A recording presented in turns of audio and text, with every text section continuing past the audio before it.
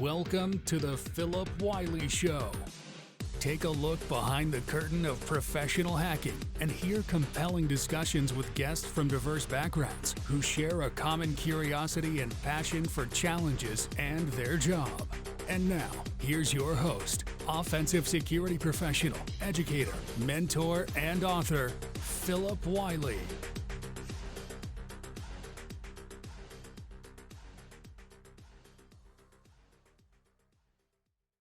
Well, hello and welcome to another episode of the Phillip Wylie Show. Thanks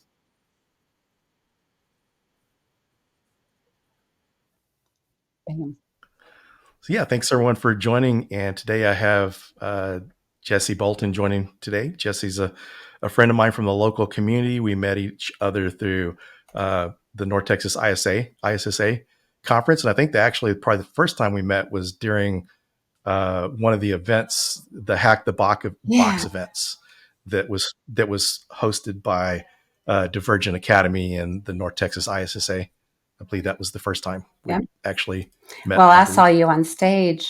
A couple years ago at a conference. So I wanted to talk to you, but too many people were in line. So I'm glad we met. Well, yeah. Which conference was that? Was that the North Texas ISSA conference? It was one in Dallas at House of Blues. Oh, yeah, FutureCon. Yeah, that was a few years ago. Yeah, it was last year, the first time that I spoke at FutureCon. Nice. Well, I'm happy to be here. Thank you, Phil.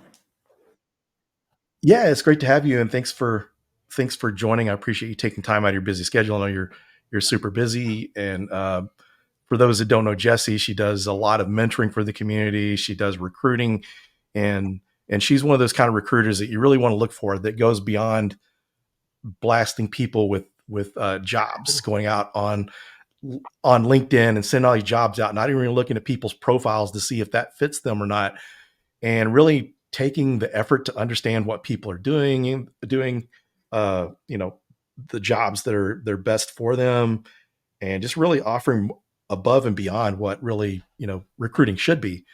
And she's also, what is your role with the North Texas ISSA now? You're the VP. Let's hope so. Oh. Let's hope so in 2024. Oh, okay. Yep, that's the plan. Yeah. Oh, that's awesome. So yeah, Jessie does a lot of stuff for the community, and excited to have her on here, take time out of her busy schedule. So why don't you kind of introduce yourself and tell your guests about you and what you do. Thank you, Phil, for having me. I admire you, by the way. I'm so glad we're friends, and you've done a lot for the community yourself. So little old me coming on here, I'm very excited. So my background, I started off IT recruiting back in the day. And I learned quite a bit over the 3 years before I started Bolt Resources. So Bolt is a cyber staffing and recruiting firm, but also workforce development, coaching, everything from how do I get into cyber to I need a job, and also CISO, search and services, all that I aspired for Bolt to be is finally coming to fruition over the past 5 years. Instead of starting with, recruiting and staffing right away, I really wanted to focus on the cyber workforce. I started Bolt to put the workforce first and advocate for them. And, I built this community and, via ISSA, ISC Square, Divergence Academy, and all these partnerships. And now I have a lovely relationship with the workforce, and we're moving on to doing some stuff such as apprenticeships and building relationships with, national affiliates and locally. And we're everything cyber workforce. Very cool. So how long have you been in that type of role? As a recruiter or with Bolt?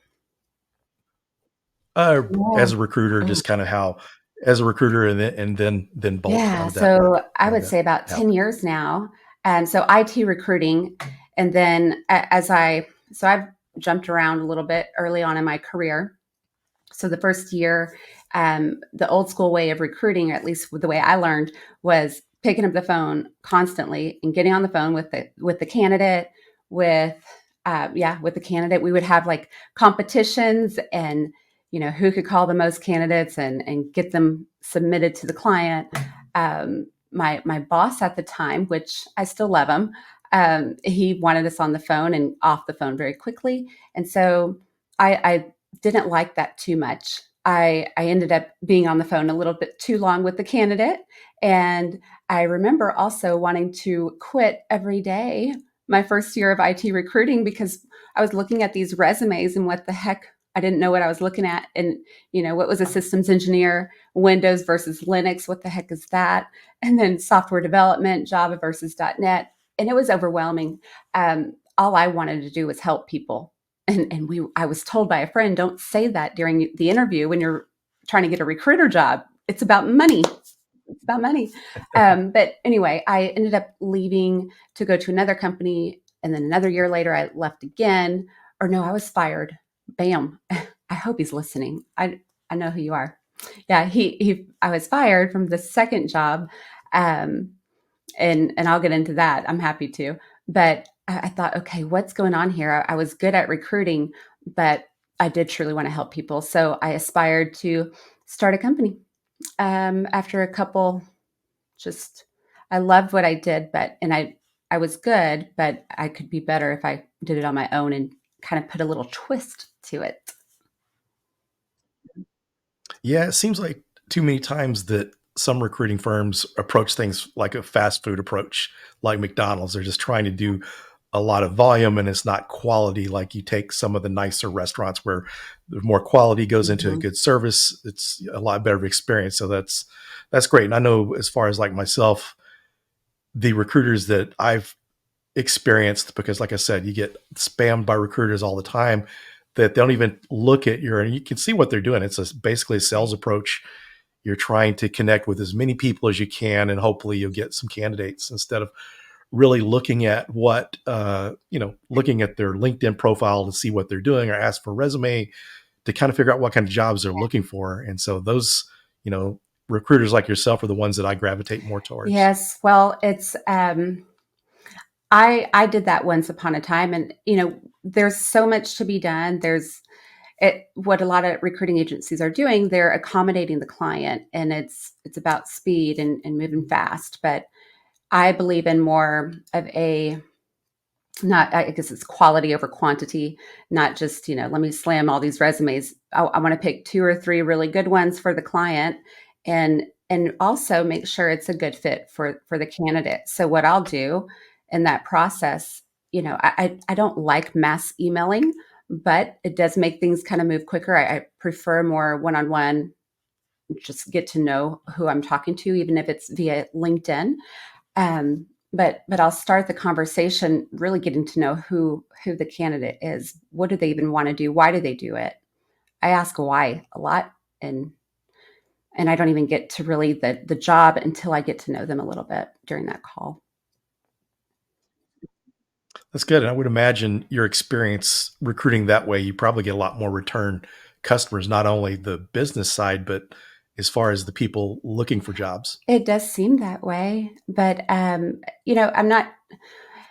What I really focus on is, so being in cybersecurity. When I first started Bolt, I was determined to learn what cybersecurity even was. During COVID, I would wake up early morning. I'm talking 4 in the morning, 5 o'clock, spend time reading, go into every resource I can. And I was on a webinar almost every day, a few a week, trying to learn it. And then I took that and what the gap was all about, why, I was reading the reports and I was trying to, I had one person, JP Hill, who saw me at a conference, and he said, what are you doing? Why are you here? Like, recruiters don't come here. And I said, 'cause, I'm trying to, I want to know what this is all about. And I would sit at the front of a conference and just take notes. And it was all so I could bring that value to the workforce, to the candidates. So it's very mission and purpose driven, what I'm doing. And it doesn't make me any better than the other recruiters.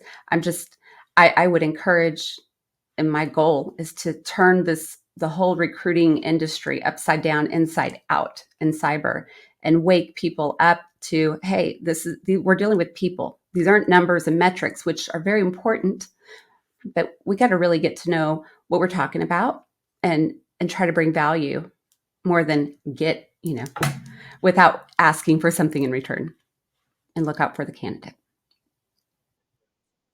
Yeah, that's an interesting thing, and I think that's one of the things too, for recruiters that don't go to the different local cybersecurity meetings or the conferences. You're really missing out on a networking opportunity, because one of the things I always tell people that I mentor, former students, that if you want to get a job, you need to network. And so if you're a recruiter, we've had, just knowing you from North Texas ISSA, and I've known some other recruiters that came to Dallas Hackers Association. They were part of the community, and people see these people like yourself attending these conferences and workshops and these different meetings, and see that you care more about that than just a job. At least you're caring enough to learn about the roles. You're caring enough to connect with the people. And for anyone, hiring managers, is if you're having a hard time finding people, then of course you need to use people like Jessie to help them out. But at the same time too, if maybe your budget prohibits that and you're trying to find people, you have a hard time finding talent, you need to be going to the local cybersecurity meetings and conferences. That's the best place to meet talent. If you're part of the community and people know that, it's going to make it a lot easier for you to find quality candidates. Right. Well, there's an interesting point there. I think a lot of industries across the board, they're still trying to figure out the roles, which creates a lot of confusion for job descriptions and what are you recruiting for, and how do you attract talent, retain talent, all of this. But where do we begin? And I think going to those conferences, you're able to see in real time what the issues are, learn about the actual cybersecurity, the tools, the systems, and cloud, and all these terms that I'm going to sound ignorant if I try to list them, but I am very familiar and I can speak it in a conversation. But I'm there, and instead of selling services, I'm really there to retain information and bring it back and to connect with everyone. But I'm also behind the scenes, I'm working on job descriptions. I don't post job descriptions on purpose because it just adds to the chaos going on right now. I'm working with NICE and looking at their workforce framework, which they're improving upon very quickly. But I'm looking at that so I can go to the hiring managers, or they can come to me and say, hey, I don't know what this role really is. A lot of times they're putting 5 different role jobs under one title, and that's creating a problem. I want to help at a higher level, help them create more quality job descriptions, but figure out, I guess I'm getting lost here. It's more, what's happening is HR or a recruiter is writing a job description, not understanding how everything connects. That's confusing the candidate, and it just kind of a crazy cycle. So yeah, that I think if we understand things at a higher level and inside out, it could help us as an industry. Yeah, that's some very good points there. Having the proper job description, because I was a red team lead at a company and I was hiring for a red teamer in India, and red teamers are different than pen testers. It's a different role, some of the same skills, but I was getting all these web app pen testing roles or resumes, and that kind of makes sense too, because there's a lot of web app pen testers in India. That's work that's really easily done remotely. I was getting all these resumes, and I went back and looked at the job description, and there wasn't things listed in it like Active Directory or Windows, or network pen testing, because if you have that kind of background, it's more conducive to being a red teamer or social engineering experience. So I went back, rewrote the job description and posted it, and started getting candidates, and actually found someone, because we were looking for months and couldn't find anyone. Updated the job description, and we had a lot more luck. So what you're saying there is true. And I think from the hiring perspective, you're intimidating candidates when you see this laundry list of requirements. Sometimes they're just hunting for unicorns, because you're not going to find. One of the craziest things I saw in my sysadmin days is I saw a job one time that they were looking for someone that was an Oracle database administrator, a Cisco expert plus like a system administrator. Those are 3 different roles, and they're looking for the same person, this one person do all of it. And I don't think the pay was that high either for all those different roles. Oh, there's so much. We could just talk about job descriptions. I think that it's very common for what we're dealing with. So let me start with just recent data coming out. For every 100 jobs, there's only about 60 to 70 that are actually qualified in the cyber workforce. That's a huge gap. But what I'm interested in knowing is what they're posting turning off candidates? I don't think so. I think there's such a desperation. We have mid-level and senior to CISO level applying for jobs, and they're not getting callbacks. We have a lot of entry level, I would say thousands, coming out of college or leaving their current industry and specialty and trying to get into cyber. They're applying for entry level jobs that aren't really entry level. So there's several issues with that, right? And how do we solve that? We can write the best job description, but I mean, we're not.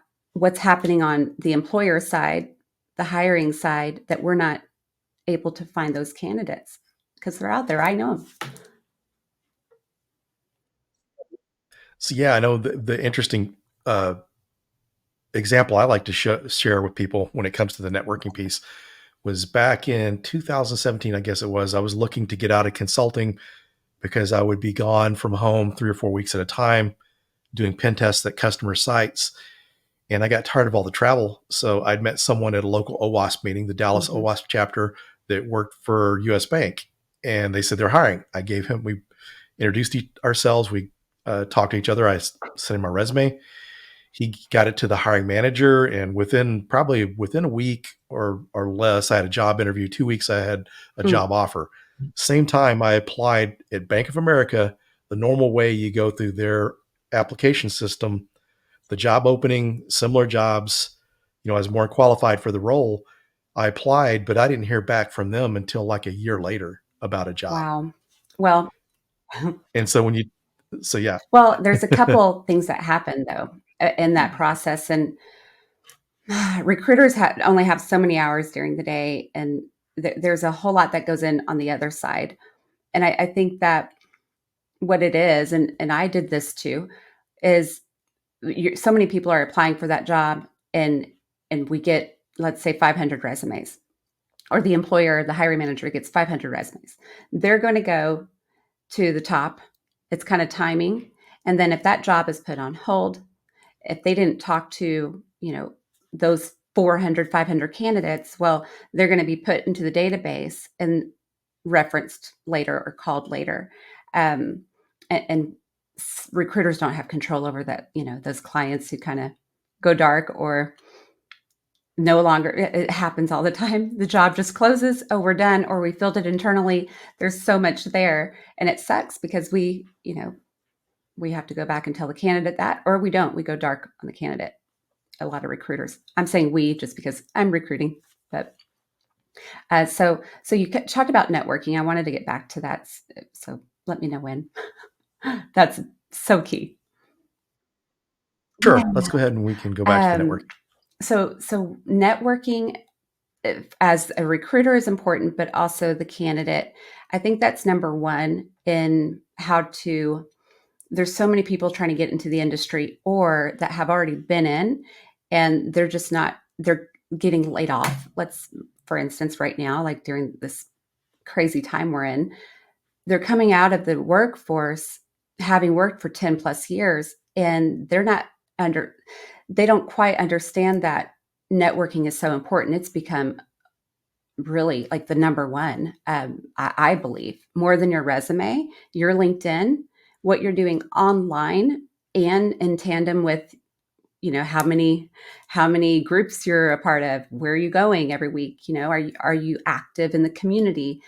That to me is outshining a resume. Your resume or your one-click apply on LinkedIn is just not going to build momentum like going in person. So I just wanted to emphasize that it's very important. So as far as people trying to get their resumes seen, trying to get in front of these hiring managers, what would you recommend? Bring your resume to a ISSA lunch and learn every third Thursday here in Dallas. Um, but that's not, everyone's trying to get a job, right? So how do you stand out? It's building your personal brand. So what I would recommend in your resume, yes, it's important, but I make sure your LinkedIn message matches your resume, and then start building your network online, asking more questions, connecting with hiring managers directly. You can message them, but also start following them on LinkedIn. That's, to me, a great strategy. There's also forums, plenty of groups that you can join, depending on what in cybersecurity you're doing, or what pathway you plan on taking. ISSA, ISC Square, DFW. A lot of times, if you sign up to take a certification, they have these internal groups, or if you join the ISSA, we have our membership portal you get access to. There's so many different avenues to network, and whenever you get a hold of a hiring manager or a recruiter, they're going to ask you send your resume. So, but you want to make that connection first. Yeah, I really like that, the branding thing, because that is so huge. I mean, because you could be the best in the world, but if no one knows about you or can find you, Totally. that doesn't matter. Totally. It's what I tell everyone. It's not who you know anymore. It's who knows you. Who knows you? Yes. And how do you do that? And you don't have to be a Phil Wylie right off the bat, but you start little by little, just connecting with more people. And what I've been noticing lately is candidates are becoming more active on LinkedIn and sharing more, or maybe they start a blog or what have you, but their network is only, this many. It's only a few hundred people. So they still have to, it can be intimidating or a little awkward to send a LinkedIn request, a connection request, but you do have something in common. You can ask a question. What I'll often tell them is, as long as you're bringing value, share your opinion, ask them what they think. So there's a laundry list. It can be overwhelming. Yeah, it's interesting too, because one of the things I like to describe now is, especially since the job market has been especially tough this year, all these companies planning for recessions, and they've cut so many people, and it makes it a little bit harder to stand out. So you really have to focus more on the things like you're mentioning, the branding, the networking. But it's interesting now, we're really in a time where used to it was only people that were actors or artists, graphics designers that needed portfolios, but it's like people that are working in cybersecurity need portfolios nowadays. Oh, that's a great point. So I've been starting to preach a little bit more on this in, just my, I guess, close friend group or cybersecurity group of folks. And I've talked to some folks at Divergence and things about this, but social networking, social selling. So I believe, and I'm predicting that more and more, maybe not this year, but the next 2 or 3, your social score is going to have a lot to do with you getting a job. So resume is a piece of paper. I mean, how often are we really using paper? And then social media is such an awesome platform to build your credibility, exposure. So if we're going to kind of get lost in the competition as a candidate or someone who wants to move up in our careers, if we're not more active in utilizing social media, LinkedIn being number one, but also other avenues. I think that your social score, your credibility, how you treat people, in managers too, by the way, employers, number one is culture, and candidates aren't leaving companies, right? They're leaving managers. I think that's another point. I won't go there unless I'm asked a question, but social score. Yeah, that's very interesting you say that, because I've heard them saying that that's kind of where credit was kind of going. Some other things that some of these other countries that they are using, like social scoring, but just that's kind of an interesting idea. But as you mentioned, just building that brand, getting out there, and as far as like doing a portfolio, if someone has written some kind of security scripts or things like that, they can share it on a GitHub. If writing is your preferred method of content creation, then write articles on LinkedIn or Medium and share those. And for people that are really shy, that don't really like public speaking, that's an easy way to do that, to build a following. And one example I like to share is I have a friend, Gabrielle B, out of Canada. It's interesting because how she's really grown. She speaks at conferences, so she does a lot of speaking, a lot of the similar activities. But the way she really grew her following is she posts helpful resources. So she's a pen tester, so she's sharing all these resources about education, tools, and puts these lists out on a weekly basis, consistently posting. And she's like over like 80,000 followers. A year ago, she was probably not even half of that, but just sharing information. So people are not comfortable with speaking or whatever. You can share resources. That's a great point. You bring up introverts or, those who are shy. I come across a lot of folks who aren't comfortable getting out there or going to their first conference. And I know for myself, I when I first started my business and thought, okay, this is where I want Bolt resources to go, I first had to tap into who I am and what my strengths are. What am I good at? What comes naturally? And then build the courage to kind of step out there. And that is intimidating and it's scary, especially if you're standalone and you're, trying to prove something to somebody and then you're doubting yourself. I think our mindset has a lot to do with our success and how quickly we're going to reach that career goal or that next step. And so getting uncomfortable and deciding, okay, I'm going to be uncomfortable. This is something I have to do if I want to put myself out there and be known or get that job. It's a process, but yes, writing, when I started, it was weird to be posting. It wasn't comfortable. And I questioned myself and the whole imposter syndrome. Every time you're moving up, you're going to feel that, but it gets easier and you build that confidence and you just keep going and you become unstoppable. Yeah. Yeah. The whole imposter syndrome thing, that I still run into that myself, but as long as I know that I'm putting out content that's helpful to people and they like it, then I'm okay with it. But that's one of those things you just have to overcome. Sometimes you don't feel like you're good enough or whatever, but share it. I mean, we underestimate what we know and what's valuable. I mean, one of the examples I share with people is maybe you've only been doing this for a year. Maybe you're just getting into it, but share anyway. Because when I was teaching the class at Dallas College, I had students coming in, and a lot of the people you're experienced don't underestimate the people that are beginning, because they're going to run across things in their journey that you haven't seen yet that's new, and we learn from each other. So people that are senior have an open mind, and people that are new, share. You're helping other people. Because one of the first things I did before I got into public speaking was I would share resources with other people, educational resources. Then it turned into teaching, and that's kind of where it started. So just sharing those resources.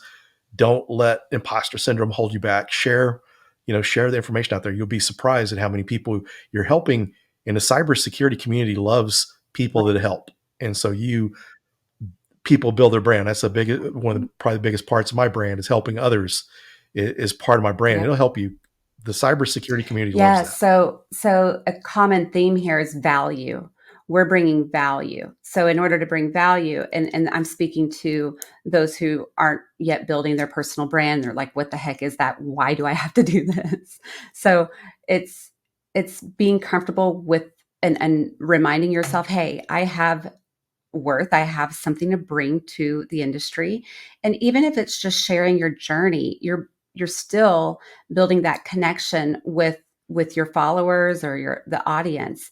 And it is about just kind of humanizing the process here. It's not all about you. It's not all about, what people can do for you. Try to tap into, I guess, that authenticity within and just be real. I got more comfortable with that, and now I have some unpopular opinions I'm comfortable sharing. But at first, I had to keep reminding myself, okay, I know the material, and people have to. I want to help them. I do. I want to help them get where they're going. And yeah, if you're bringing value, it's going to be easier. If you're doing it for you, then yeah, it might not go as well.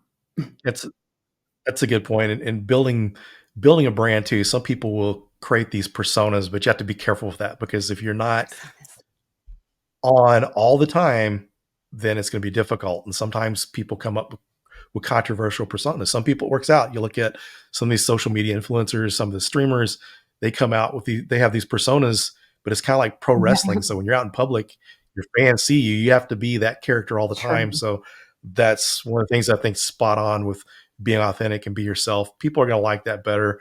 If people sometimes see this persona, they seem to think you're phony. Totally. That's a good point. So personas, I love that, because I will say, for my neurodivergent friends and those who are just not about, they prefer to be inside and not talking to people.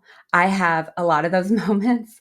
And so I have an alter ego, and that's how I kind of created my brand and move forward. And I tapped into, I coach on this. It's really fun. We all like superheroes. Some of us do, or maybe gaming, or, whatever, whoever your favorite character is, you kind of tap into that. And Wonder Woman, I love her, and I feel like I am her. Maybe I'm her sister, but I'm not going to tell everybody that.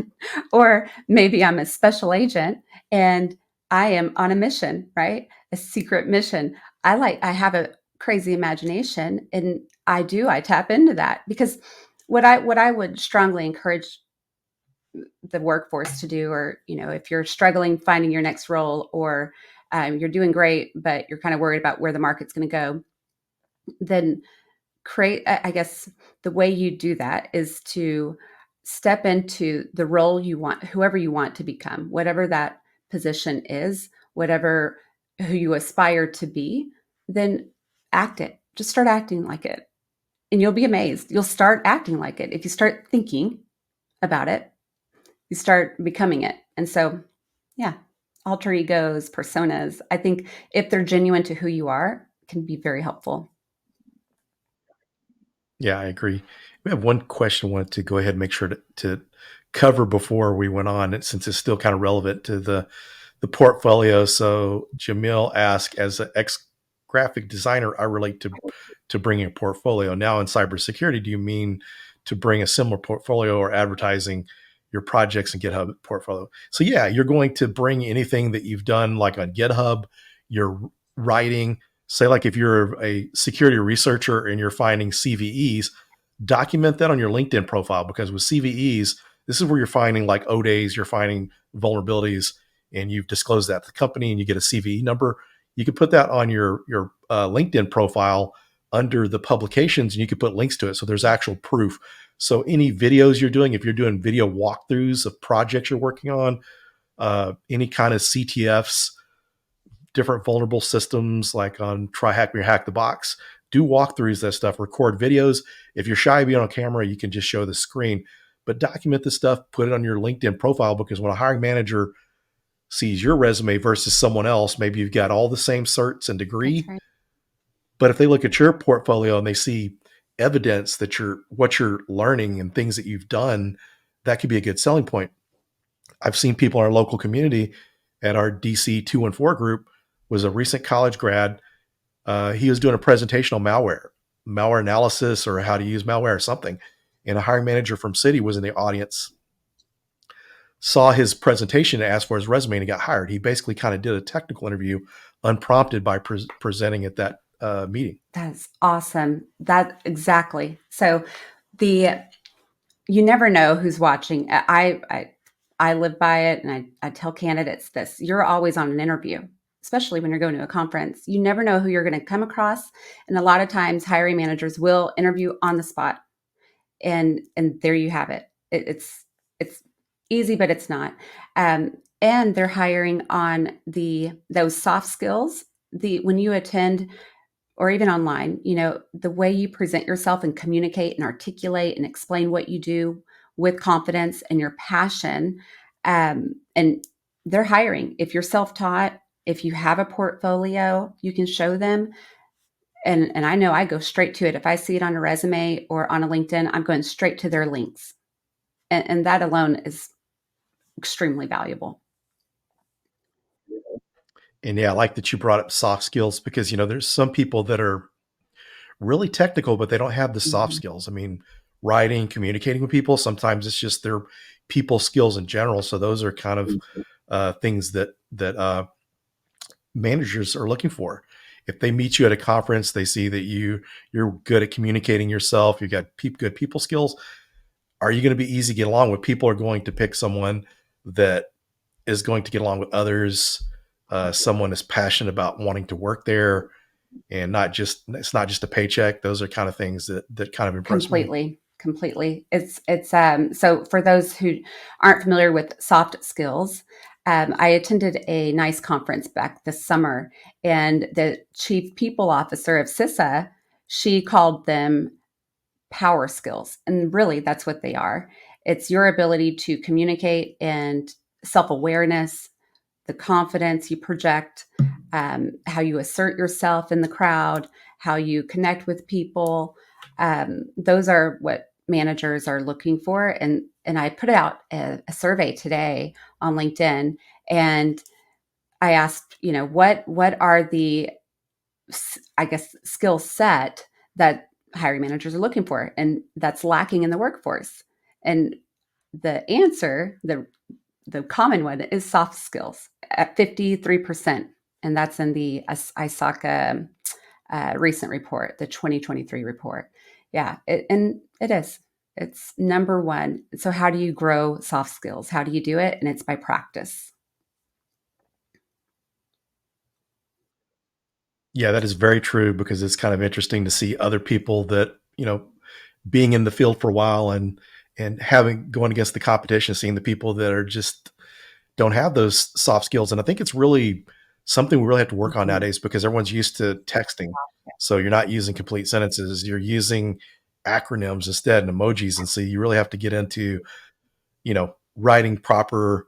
And one of the biggest things that helped me was my English composition course that I took in college, because in high school I really didn't pay attention to it. But that was the best thing about going back to school was the learning how to write properly. And that's been a huge help. So building those skills, getting used to people. So for people that are kind of introverted, one of the things I have to recommend too is, I know it can be difficult, but one of the things, if you go into a crowd of people that are interested in the things Yeah. you're interested in, it's a lot easier to relate. It's not as hard because I'm a very shy person, but if I get around people that we're interested in the same things, I'll talk for hours and it doesn't bother me. So just kind of give that a try. Go to some smaller meetings and get used to that and get used to talking to people to help kind of Right. overcome And that. the lunch and learn, ISSA lunch and learn. And, it's such a warm crowd, just group of leaders and people in the industry who want to help.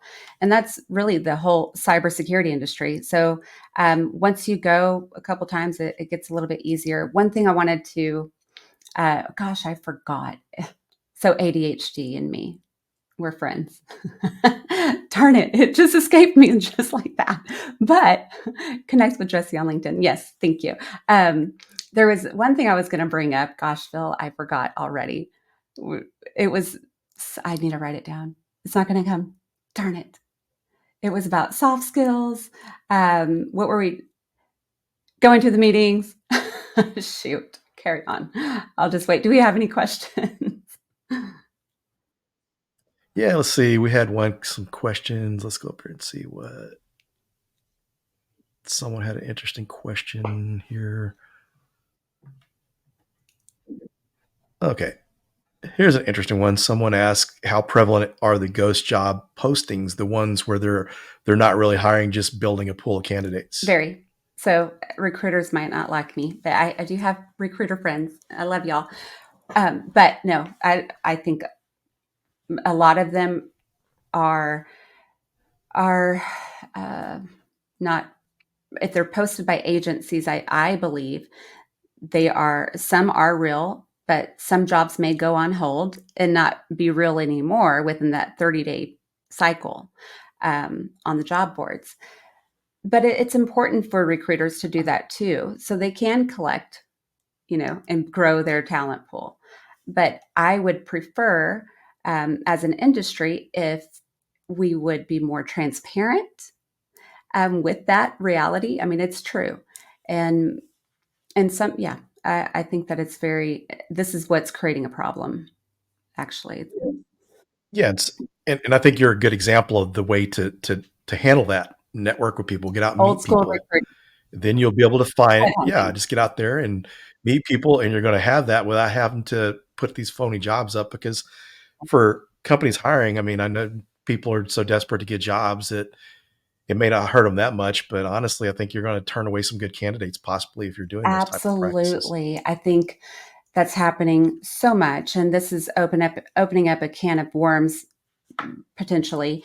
But in my opinion, I think with AI, and that's what I was going to bring up earlier, it can help with writing, but they're writing recruiters, hiring managers, HR, they're even, directors and VPs, they're going to ChatGPT to write their job descriptions. And I think that is dangerous.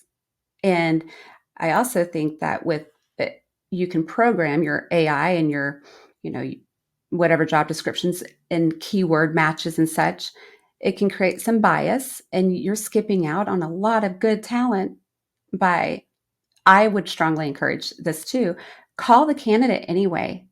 Stop looking for keywords and just call the candidate.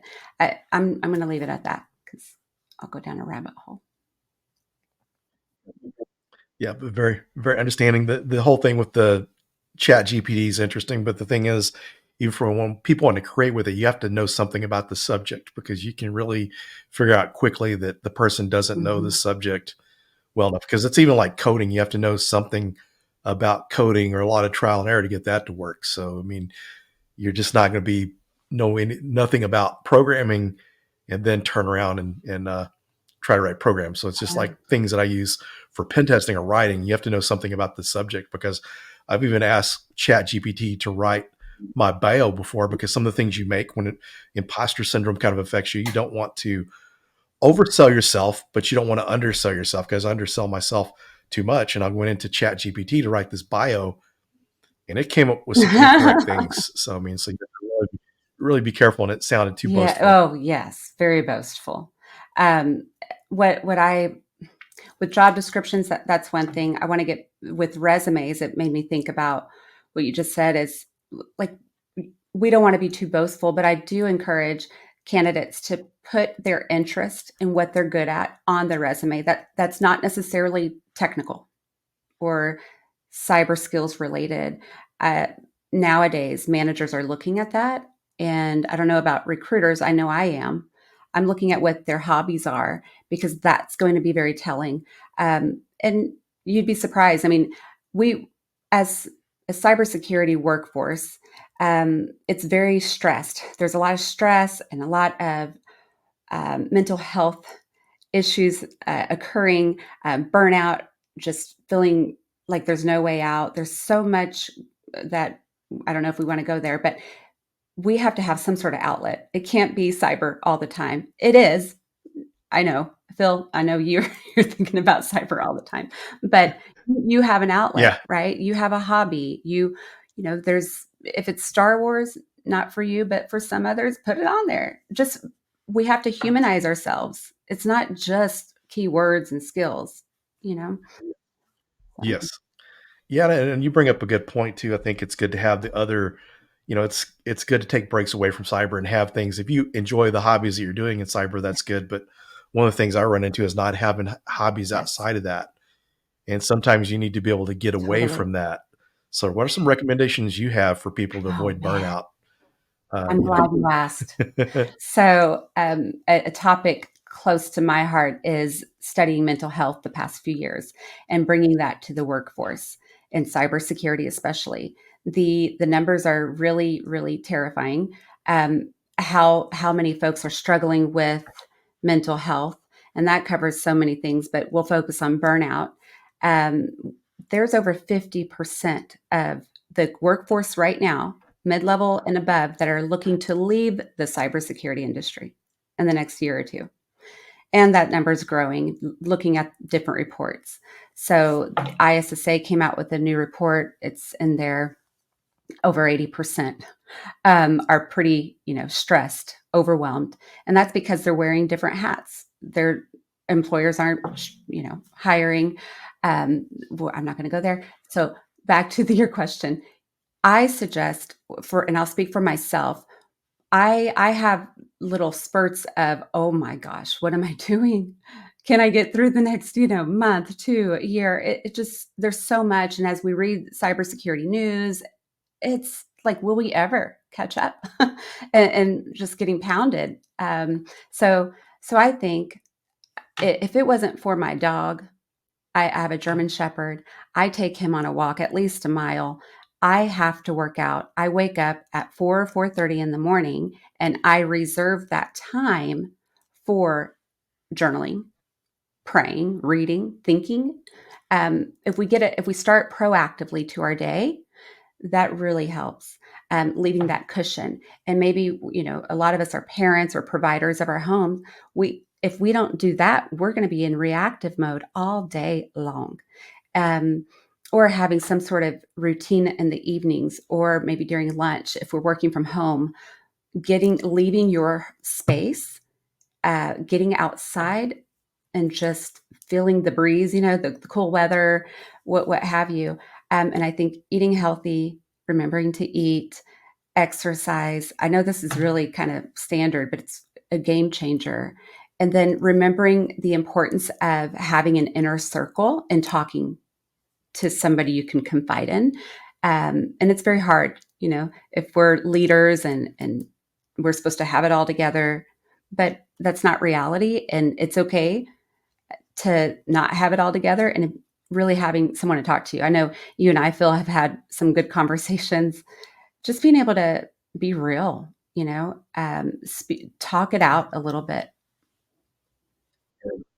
Yeah, I agree. And speaking of circle of friends, Don Donzel is listening. He's a good friend of mine. We work together, and he used to run EHNet. He works for the Cyber Mentor, the TCM Academy, and TCM Security. So yeah, that's a good point. Don has a lot of points in this. Don was on my very first episode talking about the hiatus he took. He just kind of took a break from the industry for like over a year, and just kind of, because being in community, he was going to conferences constantly and just so much into it. So the break from it really helped him. So when you mentioned, we got to have it all together sometimes, I think as leaders or some people that are a little older than some of the younger folks, we need to really show them that it's okay to, have feelings, to not have it all together all the time, to be human, because I think we get too much of a Instagram lens of everything's perfect.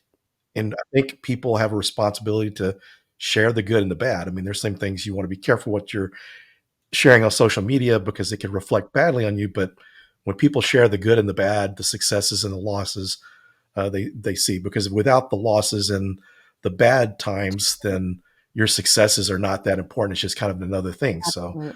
So it's kind of important to address and acknowledge both of those. And it's actually, just to add to that, adversity and challenges, we're going to go through those. So learning to kind of not sit with it, but accept that and share it, because it's overcoming those that create the character, and who we are, and it's part of us. So I think, like, being human, and also for employers or managers who are struggling to connect with or retain their staff and connect with them, I would strongly encourage connecting with each employee, and getting a little bit more personal with them. Just ask them how they're doing.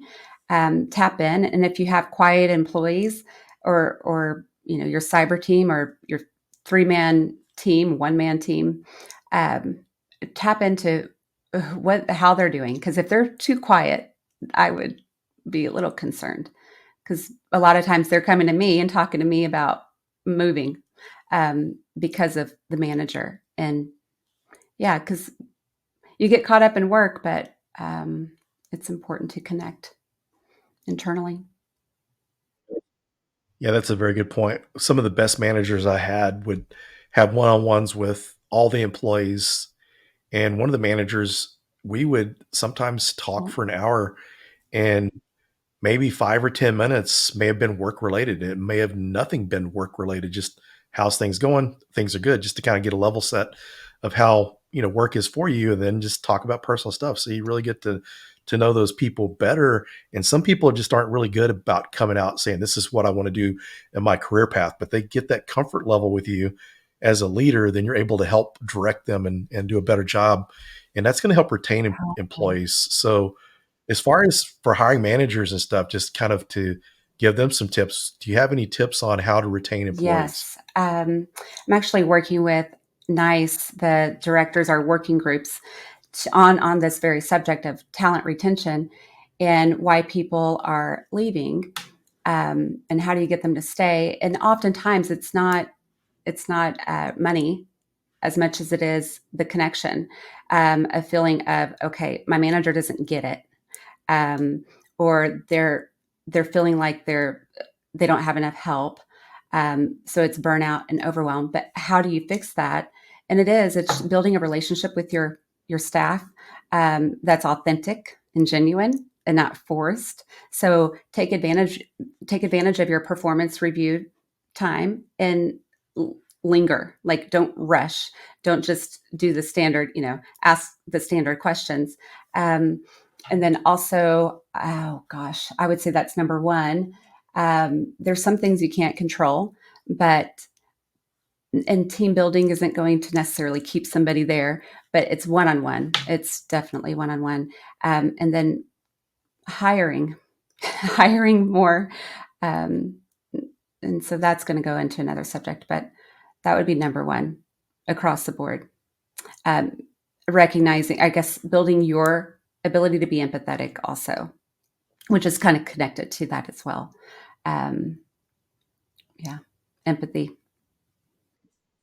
That's a very important point. Just to kind of see yourself in that person's shoes, we have to realize that because we're not all the same, and you may not understand that. Because one of the biggest things that's helped me is having connections with younger people. My 30-something-year-old daughter, I've learned so much from her about the younger generation, and then people from the community to understand those things that otherwise, if you didn't try to learn, you don't know. Get to understand those people better, people different than you, so you can help them out better, because we don't all have the same experiences. So take a step into their shoes and just kind of see how they're doing things. Like you said, be empathetic, and you're going to be a lot better leader. You're going to be more trustworthy. If people have a good manager, there's loyalty. Mm-hmm. Sometimes people, because of loyalty, will stick around because of that. Like you said earlier, people leave because managers, but people will stick around because of managers. And kind of my 2 cents worth on retaining employees is have a career path, offer some type of training, keep their job interesting. If you can't promote someone to a different area, let them shadow people in other areas. That way they can kind of see what that's like and try to provide a path to them to eventually work into that role. Because too many cases, people have to switch jobs to get to do what they want to do. That's another common theme is they're not able to move up, or there might be, there's a lot of folks that I know that are staying at their jobs if they want to leave because there's no room for upward mobility. But sometimes that's the manager they don't want them to move because they're really doing great where they are. And that's going to create problems for management. But you want your people to grow, and otherwise they will leave. And creating a culture that is safe and where they can flourish is huge. And then also understanding what their strengths are as an employee. There's assessments such as the Clifton Strengths Assessment I would strongly encourage. Knowing where they are, and also accommodations. It's not all about accommodating your employees, but it's very important to know them enough and accommodate where necessary. Yeah, because we're too much in a world where that just had to share that comment from Cody. Diversity in day to day. That's a great quote. But yeah, we just really have to make people feel welcome and needed and valued, because too many cases, one of the things that we're kind of doing is in all industries is they're really kind of turning the younger generation off to capitalism. And capitalism could be a good thing. We need to practice ethical capitalism, let people know that they're important. It's not just about the dollar. We need to do a better job of that. So people feel like they're valued, they're cared about, and they're not just a number, an employee number. Yeah, we've got. And that's what I mean when I talk about humanizing humans. Yes. we are, and this younger generation is full of ideas, and it's so disheartening when I hear them say, "Oh, they're this and they're that. Oh, they're entitled," or what have you. Lazy. I don't know. I'm hearing some really negative things about Gen Zers, and I don't like it. You said you learned from your daughter. I don't either. I learned from mine, and shame on me for devaluing any young future professional. And so my heart is for them to, because we're making it worse. Like, we are making it worse. They need someone to believe in them and to mentor them, and speak some life into them. If we're sitting there, we become who we think we are or who others think we are. So if you want a better staff, then speak life into them. Focus on their strengths. Show appreciation. I totally agree. And there's something that could be learned from them, because, generation I grew up in, if guys don't show their feelings, man up and all this stuff. And it was okay to make fun of people. That was just the norm. We're getting away from that. So people need to pay more attention to the younger folks, because they got it right. They're the things that were commonplace when I was younger is not, and it's good to get away from that way everyone's feeling included. Everyone feels comfortable, feels like part of the community, the workforce, or wherever the situation. I think we can learn a lot from them. So we're getting down to the last few minutes of the show. Is there anything you'd like to share before we close out the episode? I would just say, gosh, I love y'all. I want to encourage everyone more than anything to, if you're on a path and you're feeling defeated, keep going. It's not all about certifications. It's not all about one thing or the other. It just find balance, and remember that if it's meant to be, it's going to. You just do the work, stay consistent, and keep your head up, and you're going to get there. It's a process. Those entering into the field, and then those already there that are feeling exhausted. Connect with me. Call me. Come to the lunch and learn. Join ISSA. So yeah, I'm just going to stop there. Yeah. Well, thanks for joining. I appreciate you taking time out of your busy schedule, and it was great chatting with you. And one of the things I like to do, part of the reason I do my podcast, not only sharing information, I like to share awesome people that I think people should know. And a lot of times I do that in the community. I'll introduce people that I think would be helpful for others to know. And so that's kind of includes you too. I think you're an awesome person, a good resource for people to know of and have. So thanks again. Thank you so much. And if anybody out there is hiring and you need someone who knows cyber and where the workforce is actually there and ready, I have those people, and I want to connect you with the right people. But also, one more thing, podcast, Cyber Careers and Coffee.